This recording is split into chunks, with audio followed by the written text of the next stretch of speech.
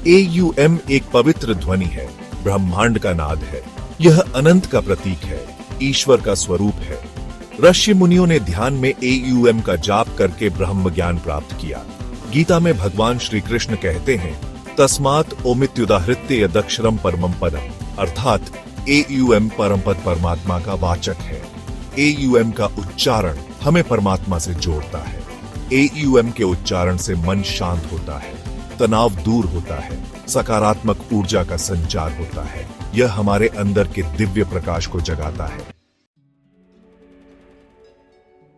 गीता में भगवान श्री कृष्ण अर्जुन को उपदेश देते हुए कहते हैं, अंतकाले च मामेव स्मरण मुक्त्वा कलेवरम यह प्रयाति सम्मद्भावम याति नास्त्यत्र संशय, अर्थात जो मनुष्य अंत समय में मेरा स्मरण करता है वह मुझे प्राप्त होता है। जीवन के अंतिम क्षणों में मन अशांत होता है। ऐसे समय में AUM का जाप हमें भय से मुक्त करता है। AUM का निरंतर ध्यान हमें परम गति की ओर ले जाता है। महर्षि व्यास, शुकदेव जैसे अनेक ऋषियों ने जीवन के अंतिम क्षणों में AUM का जाप करते हुए मोक्ष प्राप्त किया। AUM का स्मरण हमें भवसागर से पार उतारता है। मोक्ष का अर्थ है बंधनों से मुक्ति। यह जन्म मृत्यु के चक्र से मुक्ति है। भगवत प्राप्ति का अर्थ है भगवान से एकाकार होना।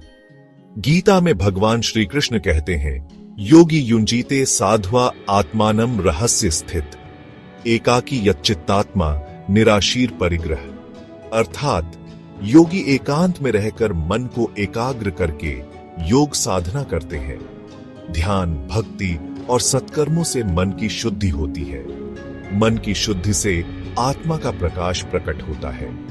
आत्मा का प्रकाश ही हमें मोक्ष और भगवत प्राप्ति की ओर ले जाता है।